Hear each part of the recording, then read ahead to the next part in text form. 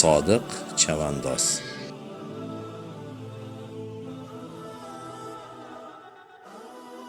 Assalomu alaykum hurmatli tinglovchilar. Biz sizlar uchun Rahmatulloh Abdurahimjon o'g'li qalamiga mansub Sodiq chavandoz qissasini o'qib eshittiramiz. Bu qissani eshitishlikka ajratgan vaqtlaringiz uchun Alloh taolo ajr va savoblar bersin. Birinchi qism. Bismillahirrohmanirrohim. Muqaddima. Suronli 13-asr insoniyat uchun ko'plab qirg'inlar olib kelgan asrlardan biri bo'lib qoldi. Ammo har bir davrning ajoyib insonlari bo'lgani yangliq.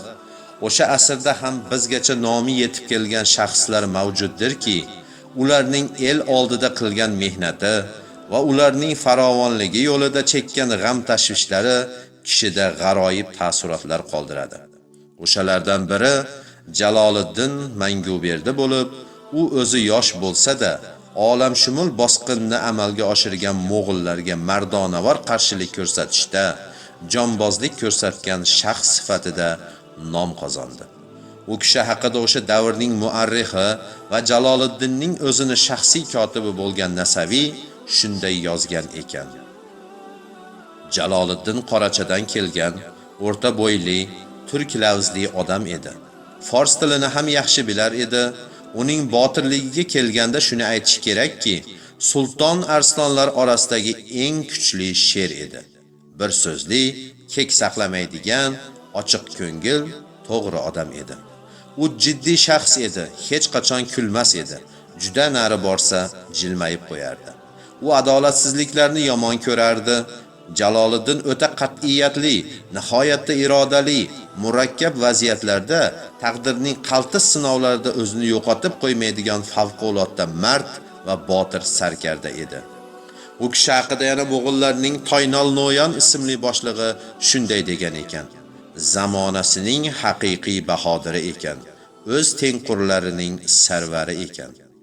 Toynol No'yon Jaloliddin Manguberdidan milodiy 1227-yili kuzda Isfahondan 30 chaqirim sharqdagi Sin qishlog'i yaqinida qo'shini bilan yengilgan edi. Jaloliddinga hatto Chingizxonning o'zi baho berganligi, u kishining jasoratli ekanligiga yana yorqin misoldir. Jaloliddin 4000 jangchisi bilan Sint daryosining 10 sohiliga suzib o'tib, cho'l ichkarisiga kirib ketganida Chingizxon hayratda qolib, o'z o'g'illariga qarab, "Ota o'g'il, mana shunday bo'lishi lozim" degan ekan. Jaloliddinning qahramonona hayot tarzi o'tmishdagi solihlar hayotiga monand bo'lishi kishiga zavq bag'ishlaydi. Uning davrini ko'proq tarixiy ma'lumotlar orqali bilishimiz mumkin.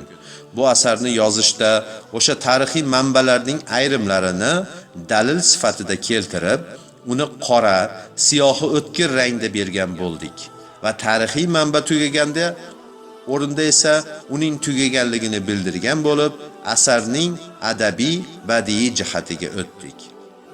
Boshqa badiiy shaxslar ishtirokida o'sha paytda bo'lib o'tgan voqealarni tasvirlashga harakat qildik.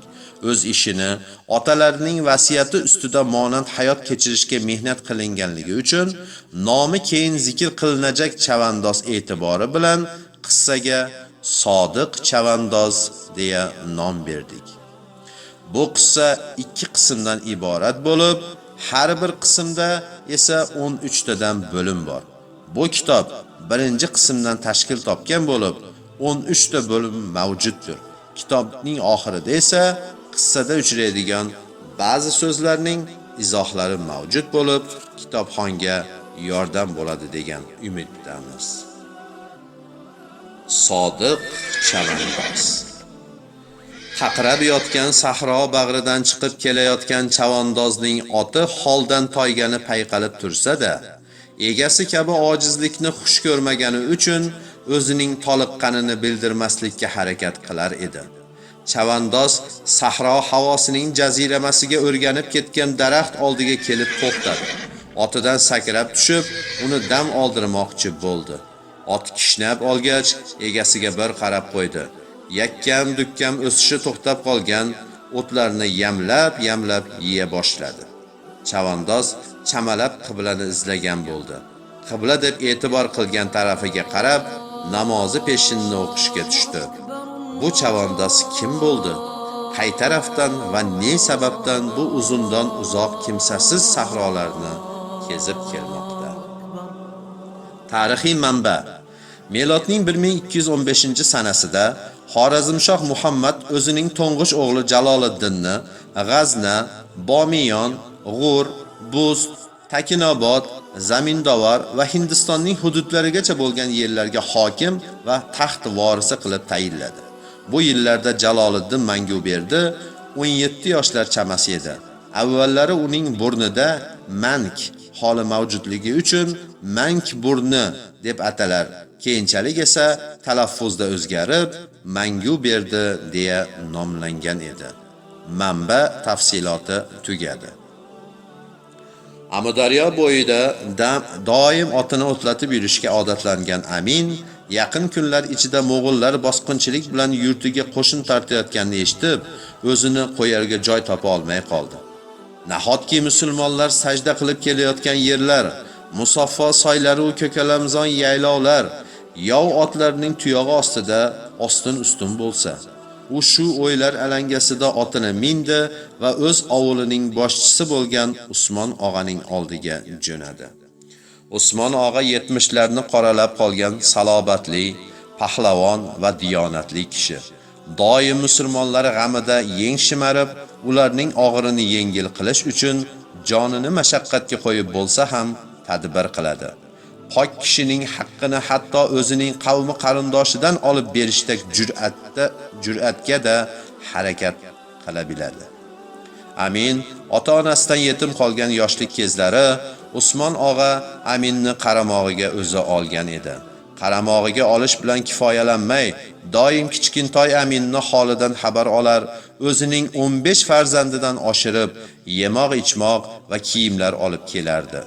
Ba'zi vaqtlarda esa uni ovga o'g'illari bilan olib ketardi. Usmon og'aning 5 o'g'li, 10 qizi bor edi. Qorong'u kechalarda uyida mavjud bo'lgan farzandlari bilan birga Aminga ham o'tmishdagi solihlarning ilmi, xulqlari va islom yo'lida ko'rsatgan jasoratlarini birma-bir so'zlab berar, majlislarining oxirida esa chiroyli qilib Qur'on tilovat qilib berar yoki ularning biriga Qur'on o'qishni buyurar edi.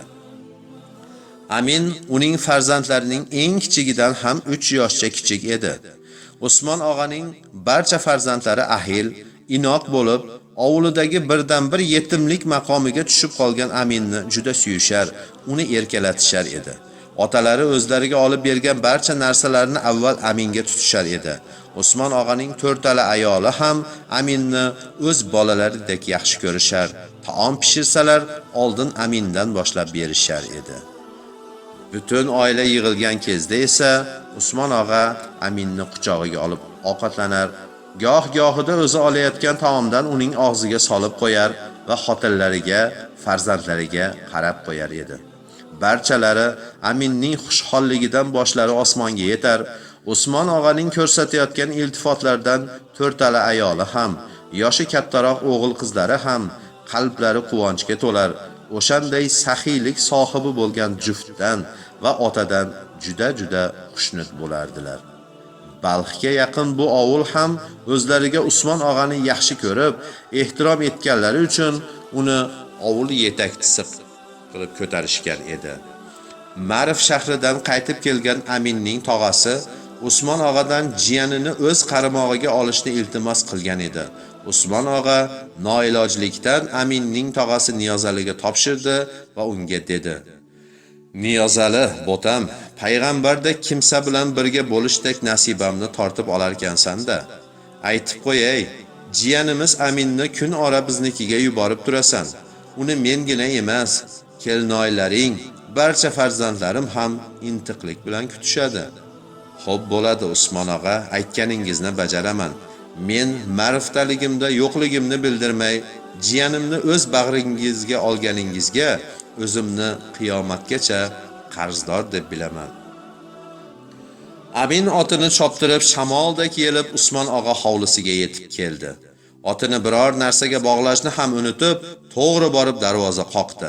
Avvallari bu xonadonga chopqillab kirib boraveradigan Amin yoshi kattayib, balog'atga yetgach, musulmonlik odobiga ko'ra izn bilan kiradigan bo'lgan. Bu xonadon tanish xonadon bo'lsa-da, tutingan akalarning barchasi uylangan edilar. Ichkaridan kiraver degan tovush eshitilgach, Amin darvozani ochiladigan qanotini turtib ochdi va ichkariga kirdi. Kiraverishdagi sholcha ustida chordana qurib o'tirgan Usmon og'a Aminni ko'rib o'rnidan qo'zg'aldi. "Kel bo'tam, ne shamollar seni to'zg'itib olib keldi? Kunduzning qoq o'rtasida Amu bo'yida bo'larding, pahlavonim." Amu bo'ydan o'tayotgan mashriqdan karvonlardan kelayotgan xabarlarga qaraganda, yovlar sajda ila qorilgan yurtimizga qora qo'zg'illardek yopirilib kelmoqda emish. Qavm kattasi sifatida sizning ham bu holatlardan xabaringiz bo'lgandir, Usmon og'a.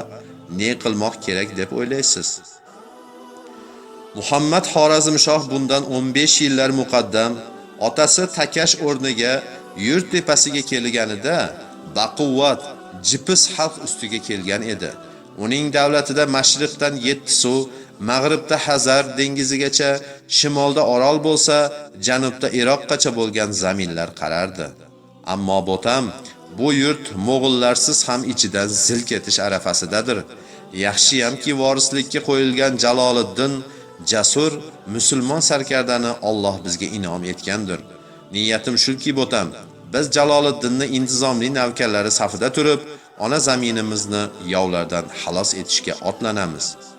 Demak, rejangiz bizlarni ham Jaloliddin safida ko'rmoq shundaymi? Dar haqiqat shundoq bo'tam. 5 o'g'lim qatori sen ham Navqiron Jaloliddin navkarlariga borib qo'shilasizlar. Yana vaziyatga qarab, men ham ortinglardan borishim mumkin.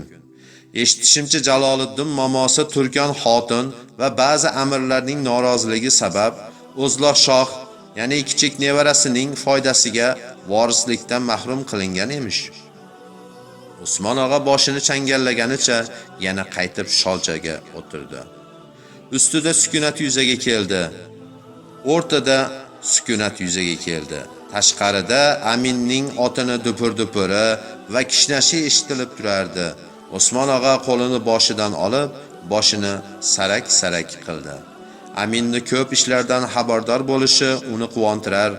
Chunki u har bir o'g'lonni jismonangina emas, balki iymonan, ruhan va ilman yetuk, baquvvat bo'lishini istar edi. Ammo hozir esa Xorazmshohlar saroyida alangalanib borayotgan fitna sabablarini aytayotgan Aminga boshqacha qaradi. 18 yoshga hali kirmagan bu navqiron yigitchaning g'ami uni ham bezovta qilayotgan.